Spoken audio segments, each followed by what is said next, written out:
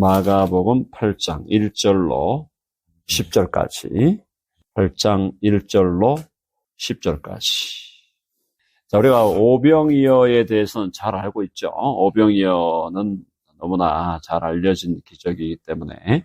근데 칠병이어가 있다는 거는 또 우리 마가복음에만 독특하게 나오는, 물론 마태복음에도 있긴 하지만은 마가와 마태. 자, 여기서 이제 4,000명을 먹이시는데요. 비슷한 의미로 보면 되겠습니다. 8장 1절 보니까 그 무렵에 또 큰 무리가 있어 먹을 것이 없는지라 예수께서 제자들을 불러 이르시되. 지금 예수님이 돌아다니면서 사역을 하실 때 수천 명이 따라다녔다 그랬죠. 지금 이 4,000명이면, 남자가 4,000명이면은 결혼한 분들, 그죠? 아내가 있고 또 자녀가 있다면 15,000명쯤 된다고 봐야 됩니다. 자, 그 정도의 큰 무리가 있어서 먹을 것이 없어졌어요. 먹을 것이 없으니까 예수께서 제자들을 불러 이르시되 내가 무리를 불쌍히 여기노라. 불쌍히 여긴다는 거, 긍휼히 여긴다. 우리 헬라어 원문으로는 창자가 끊어지는 것 같은 그런 고통을 느낀다라는 뜻입니다. 그러니까 이 시대의 민중, 이 시대의 군중들, 이 시대의 무리들은 사실은 어떤 사람들입니까? 지도자들에 의해서 완전히 버려진 사람들이죠. 지금 정치적으로 볼 때는 로마의 식민지 상황이고, 그 다음에 종교적으로 볼 때는 사두개인과 바리새인들의 치하에 있는 거잖아요. 전부 다 어떤 사람들이니까 전부 늑대들이에요, 늑대들. 정권도 늑대 정권. 정권뿐 아니라 종교 지도자들이 다 늑대들이었어요. 자기들만 배부르고 자기들만 호의호식하면서 민중들에 대해서, 또 우리 일반 백성들에 대해서는 관심이 없는, 그들을 착취하는 그런 시대입니다. 그야말로 이 시대는 암흑의 시대였어요. 자, 이 암흑의 시대의 사람들이 일단은 육체적으로 굶주리죠. 육신적으로 굶주리는데, 육체적으로 굶주릴 뿐 아니라 영적으로도 너무나 굶주리고 또 목마르고 이러한 상태가 된 거예요. 자, 1차적으로 15,000명의 민중이 예수님을 따라다닌 것은 일단은 배가 고팠다 하는 것도 있고, 그죠? 배가 고팠다 하는 게 일단 1차적이겠죠? 오병이어로 5,000명 먹이시고 하니까 떡을 주시려는가 보다라고 하는 그런 생각으로 따라다녔고, 또 일부는 예수님이 정치적인 메시아가 될 것인가, 이스라엘을 로마로부터 해방시킬 것인가, 그걸 기대하면서 따라오는 분들이 있고, 또 일부는 진정한 의미의 하나님의 나라를 예수 그리스도께서 세우실 것인가, 여기에 관심이 있는 거죠. 그러니까 점점 이제 더 많은 사람들의 많은 숫자는 배가 고프니까 따라오는 거고, 1차적으로. 그 다음에 2차적으로는 국가에 대해서, 국가의 장래가 한번 펼 건가, 그런 느낌으로 따라오는 거고, 마지막 극소수가 진정으로 하나님의 나라가 땅에 임하는 것인가 라는 걸 지금 기대하면서 오고 있는 거죠. 그러니까 이 지금 군중들의 성격이 매우 다양하다라는 걸 우리가 기억해야 되겠습니다. 어쨌든 예수님은 이들을 불쌍히 여기시면서 그들이 나와 함께 있은 지 이미 사흘이 지났으나, 사흘 동안 함께 하는 거예요. 엄청난 상황이죠. 이걸 여러분 지금 정부 고관이나 정권의 하수인들, 이런 사람들의 입장에서 볼 때 지금 15,000명이 되는 군중이 젊은 한 사람, 랍비라고 하는 이 젊은 한 사람을 지금 이렇게 사흘 동안 따라다닌다. 상당히 위협적인 상황입니다. 위협적인 상황. 위협이 될 수밖에 없어요. 이 자기들 정권에 있는 사람들로 볼 때는. 종교적으로도 지금 이 바리새인들과 사두개인들은 이 사람들이 자기들의 밥인데, 사실은요, 무리와 백성들이 자기들의 밥인데 이 밥그릇을 이 사람이 빼앗아 가는 거 아닌가, 이런 식으로 생각할 수 있는 거죠. 그러니까 종교적인 오디언스를 자기들의 오디언스였는데, 자기들의 청중이었는데 예수에게 빼앗기고 있다, 이렇게 생각하는 겁니다. 그러니까 밥그릇 싸움 하고 있는 거고, 정치적으로는 대혼란을 일으킬 수 있는, 언제라도 촉발될 수 있는 이런 상황이에요. 그러니까 지금 이게 우리가 이제 마가복음을 읽을 때는 그냥 평범한, 평온한 상황에서 우리가 읽다 보니까 지금 아주 박진감, 긴급함이 우리가 느껴지지 못할 수 있는데 그게 아니다라는 거예요. 지금 4,000명이 모여가지고 15,000명 정도가 따라다니면서 사흘 동안 지금 이 무리를 지어가지고 돌아다닌다. 이 굉장한 지금 사회적인 소동이 될 수 있고, 또 종교적으로는 바리새인들과 사두개인들은 자기들의 종교업이죠. 종교업에 있어서 굉장한 손실을 가져올 수 있는 그런 위기가 되는 겁니다. 자, 이 상황에서 3절 다 같이 읽어봅니다. 시작. 만일 내가 그들을 굶겨 집으로 보내면 길에서 기진하리라. 그 중에는 멀리서 온 사람들도 있느니라. 그렇죠? 자, 그들을 굶겨서 먹을 것이 없는데 뭐가 먹을 것이 있을까 싶어서 예수님 따라왔는데 그들을 굶겨 집으로 보내면 길에서 기진하리라. 길에서 가다가 쓰러지는 거죠. 기진하리라. 기진이라는 것은 이제 기가 다하리라 이 말이죠. 다할 진짜, 기기자인데 기가 다하여 쓰러질 것이니 그 중에는 멀리서 온 사람들도 있느니라. 엄청나게 멀리서 왔을 거예요. 10리 기본이고 100리 넘어서도 온 사람들이 있을 거예요. 10리가 4km, 100리면 40km. 그 정도 거리에서도 와가지고 지금 예수님을 따라 다니는 사람들이 있다는 겁니다. 자, 이 사람들을 이렇게 굶겨서 보내서는 안 된다. 자, 그렇게 얘기하니까 또 제자들의 대답은 계산적인, 인간적인 계산을 하죠. 4절에 보니까 제자들이 대답하되 이 광야 어디서 떡을 얻어 이 사람들로 배부르게 할 수 있으리까? 불가능합니다. 라비어 선생님이요. 불가능합니다. 지금 이 사람들 어려운 거 알겠는데 우리라고 뭐 큰 대수가 있겠습니까? 인간적인 계산, 인간적인 생각을 예수님께 전달합니다. 그러니까 예수님이 결국은 기적을 베푸시는데요. 5절 다 같이 시작. 예수께서 물으시되 너희에게 떡 몇 개나 있느냐? 이르되 7이로소이다 하거늘.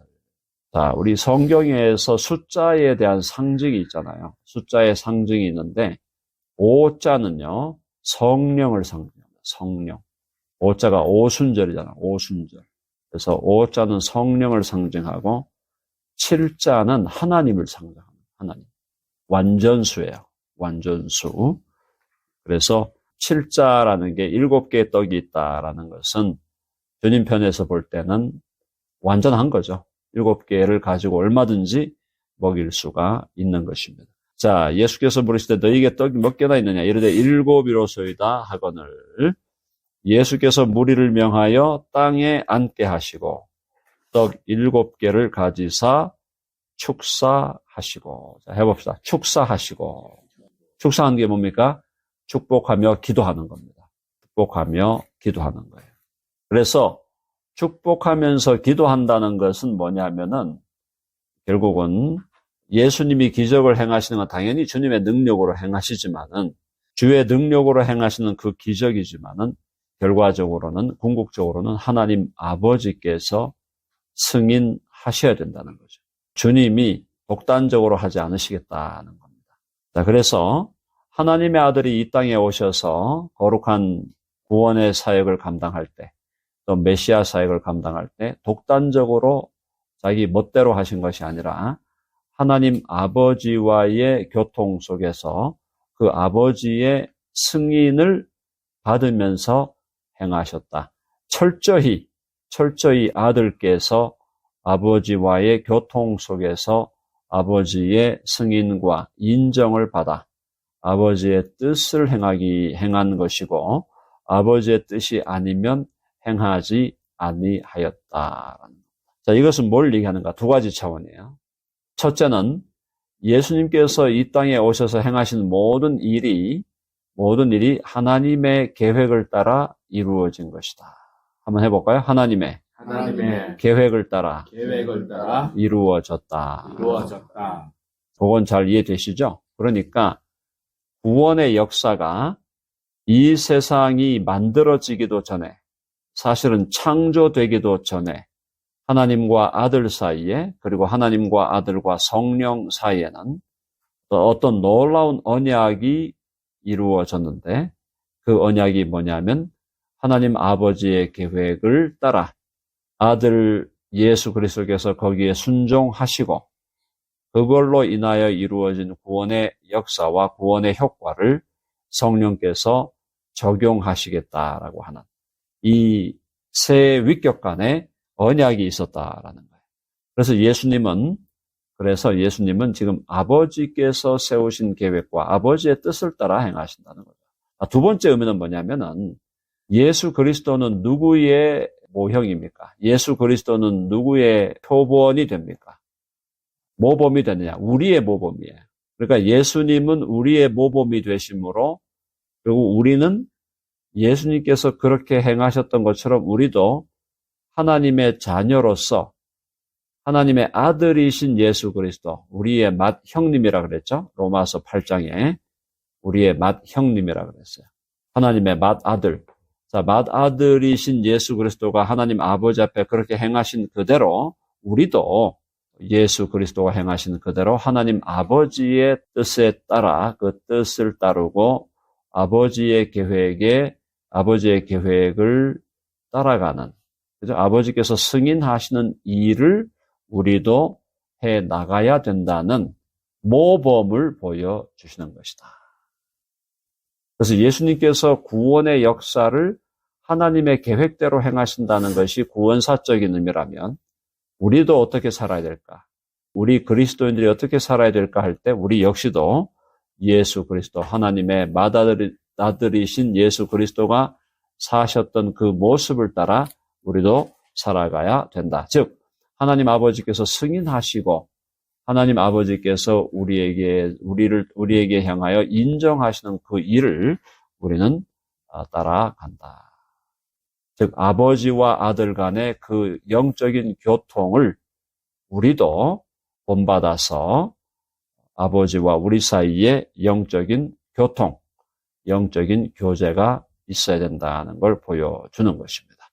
자, 그래서 예수님의 삶에 여러 가지 차원의 의미가 있지만 어쨌든 예수님의 삶이 바로 구원의 역사를 이루신다는 측면도 있고 우리들에게 우리의 삶의 모범이 되신다는 측면도 있다라는 거죠.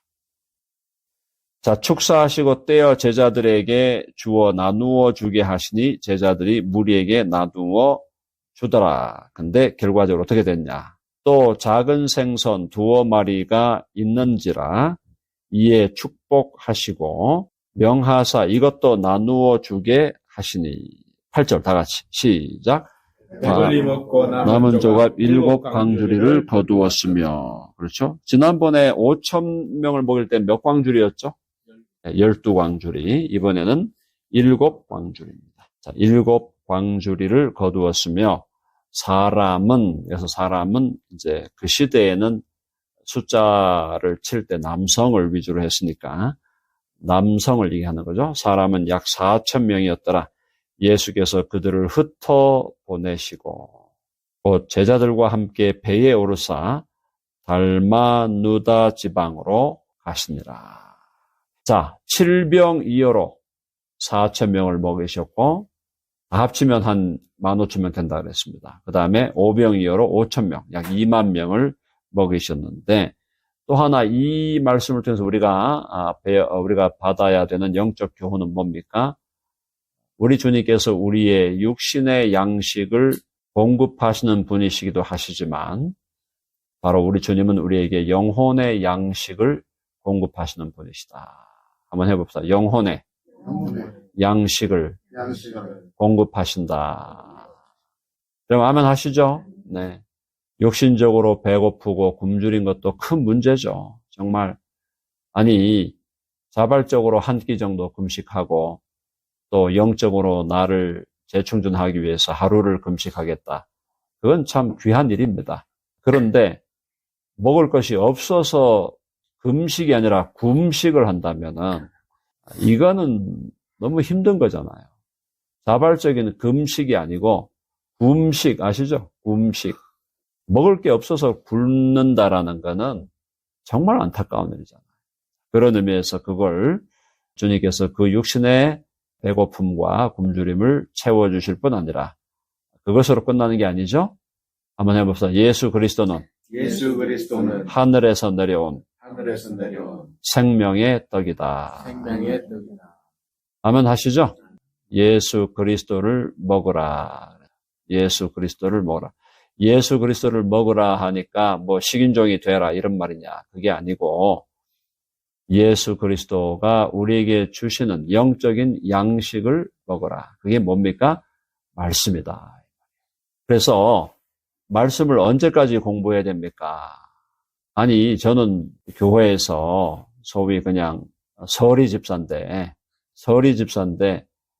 제가 뭘 이렇게 열심히 말씀을 공부하고 말씀을 들이파야 됩니까? 이렇게 말씀하는 분들이 더러더러 있어요. 그게 아니죠. 하나님의 말씀을 연구하고 말씀을 들이파고 하는 것은 영혼의 양식을 먹는 겁니다. 그럼 영혼의 양식을 먹는 것은 언제까지 먹어야 될까요? 죽을 때까지가 아니라 죽고 나서도 계속 먹어야 돼요.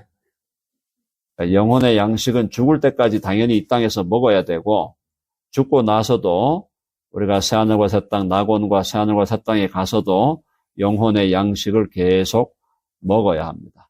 그래서 새하늘 새 땅에 보면은 생명수가 있고 생명나무가 있고 그 나무에 과실들이 맺힌다. 그게 뭐냐? 다 우리가 영원한 새하늘과 새 땅에서도 영원히 계속 먹을 것에 대한 이야기예요.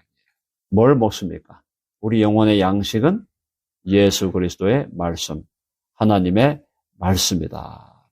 자, 그래서 우리는 하나님의 말씀을 1년 열심히 하고 한 10년 열심히 하고 끝내는 게 아니라 끝낼 수가 없고 끝내서도 안 되는 거예요.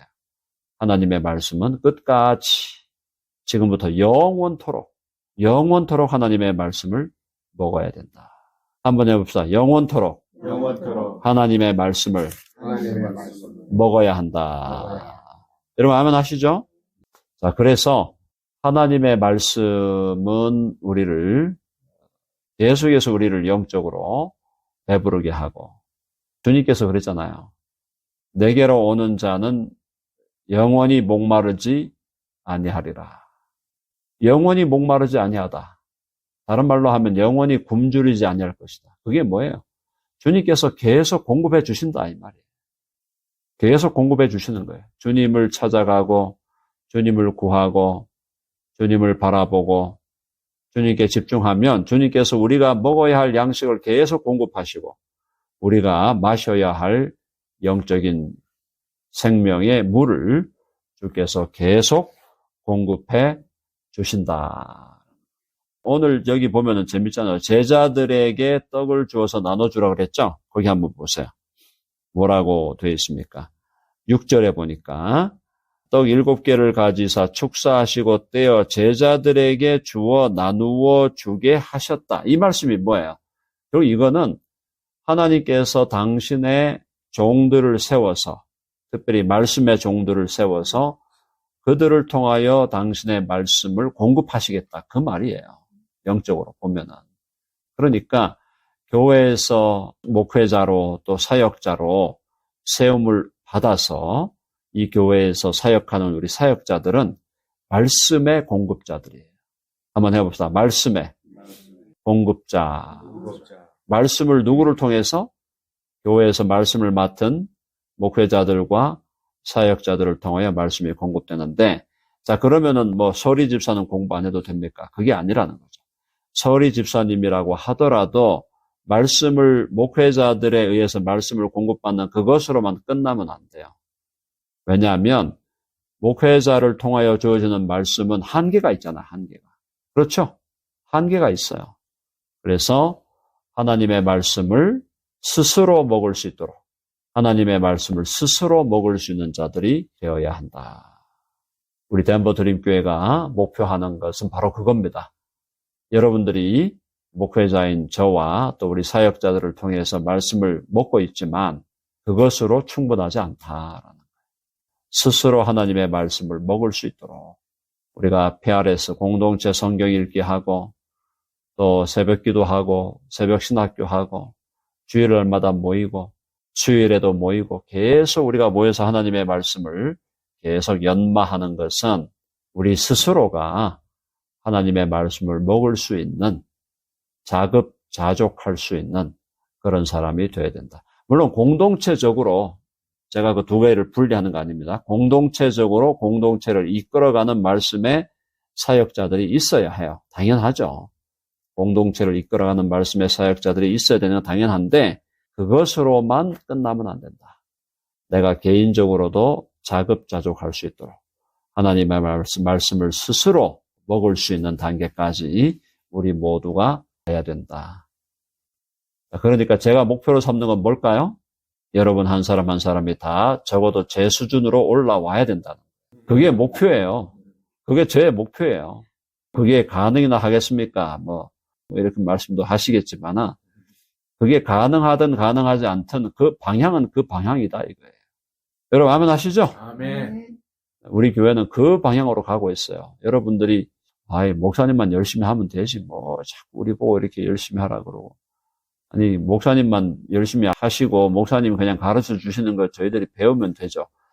잘 배우시는 거는 그거는 제가 점수를 드립니다. 잘 배우시는 거는 정말 우리 교회 교우들은 탁월하셔요. 그런 부분에 있어서. 다른 교회 컨텍스트에서 이렇게 했을 때 과연 따라왔을까? 뭐 억지로 따라왔겠지만은 쉽지 않았을 거예요. 근데 우리 교회니까 열심히 배우시겠다는 거는 뭐 엄청난 열정을 갖고 그거는 정말 우리가 A를 줘야 된다고 보고 거기에서 한 걸음 더 나아가서 그죠? 우리 목사님이 가르치시는 그 정도의 수준까지 내가 올라가야 되겠다. 그 정도 올라가야 자신감을 가지고 다른 사람들에게 하나님의 말씀을 나눌 수가 있게 됩니다. 여러분이 그냥 배우는 자리에 있으면은 그냥 영원히 그냥 배우다가 끝나요. 다른 사람에게 제대로 나누지도 못하고 내가 배운 거를 다른 사람들에게 잘 이렇게 설명해서 그들이 먹을 수 있도록 육신의 양식도 만들어서 먹이듯이 영혼의 양식도 만들어 먹여야 될 거 아닙니까? 육신의 갈비를 먹으면 영혼의 갈비를 먹어야 될 거 아니에요. 육신의 갈비를 내가 요리할 수 있는데 영적인 갈비는 요리를 못한다. 그게 퍽 자랑할 일은 아니다 이 말이에요. 그러니까 우리가 육신적으로도 영양가 있는 음식을 잘 먹고 잘 흡수해야 되는 것처럼 영적으로도 잘 흡수해야 된다. 그래서 목사님만 그냥 열심히 하십시오. 그게 아니고 저도 열심히 하나님의 말씀의 사람이 되어 나에게 주님께서 2사람을 맡기든지 5사람을 맡기든지 10명을 맡기든지 그들에게 하나님의 말씀을 공급해주는 말씀의 공급자가 되기를 간절히 원합니다. 이것이 우리 교회가 가는 방향이다. 여러분 거기 동의하시죠? 함께 동의하시고 내가 말씀의 공급자로 주님 나를 훈련시켜 주시옵소서. 그래서 내게 주신 가족, 식구, 친구, 동료, 이웃들에게 하나님의 말씀을 공급하는 말씀의 공급자로 살게 하여 주옵소서. 영어로 말하면 supplier야, supplier. supplier가 되는 거예요. 말씀의 공급자. 우리 모두 그렇게 세워지기를 바랍니다.